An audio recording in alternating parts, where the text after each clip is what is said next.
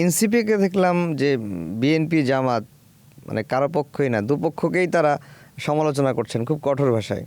না, এনসিপি ধরেন, এনসিপির যে সমস্যাটা হয়েছে, তারা এত বড় একটা অভ্যুত্থানের নেতারা এনসিপিতে এসে কনসেন্ট্রেটেড হয়েছে সবাই, তাদের এই জায়গাটায় যে ত্রুটিটা আমি দেখি আর কি, তাদের বা সীমাবদ্ধতাটা দেখি, সেটা হচ্ছে যে অভ্যুত্থান এবং রাজনীতি দুটো কিন্তু এক ফরম্যাটে আগায় না। একটা অভ্যুত্থান করার পরে একটা রাজনৈতিক দল আকারে তৈরি হওয়া, কারণ আপনাকে মনে রাখতে হবে এক একটা রাজনৈতিক দল কিন্তু অনেক অভিজ্ঞতা সমৃদ্ধির পথ পাড়ি দিয়ে এসে দাঁড়ায়, অনেক আন্দোলন সংগ্রাম সে মারিয়ে সে এই জায়গায় আসে। তো এনসিপির যারা নেতৃত্ব দিচ্ছেন তারা কিন্তু অভিজ্ঞতার জায়গায় মাত্র অভিজ্ঞতা শুরু করেছেন। ফলে তারা যখন বিএনপি এবং জামাতকে বিভিন্ন ইস্যুতে তারা যখন কাউন্টার দেন, তাদেরকে মনে রাখতে হয় যে এই বিএনপি জামাতের একটা বিরাট অংশ কিন্তু তাদেরকে একসময় সাপোর্ট দিয়েছে। তো তারা যখন বিএনপি জামাতের সমালোচনায় কোনো ইরেশনাল সমালোচনা করেন, কোনো মানে স্বাভাবিক সমালোচনা না করে অস্বাভাবিক বা এক ধরনের অযৌক্তিক সমালোচনা করেন, তখন কিন্তু তাদের স্টেক, তাদের সাপোর্টটা কিছুটা হলেও ডিক্লাইন করে।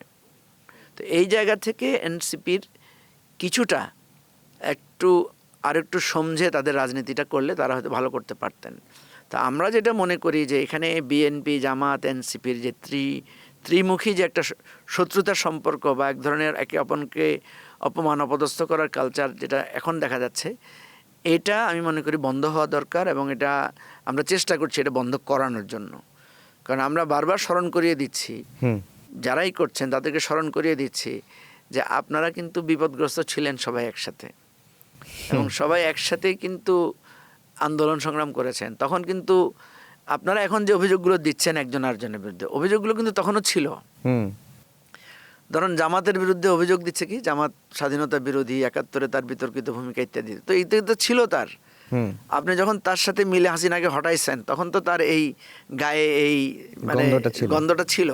তাহলে তখন যেহেতু আপনি এটাকে কাউন্ট করেন নাই, এখন আপনি এত কঠোরভাবে এটাকে কাউন্ট করছেন কেন?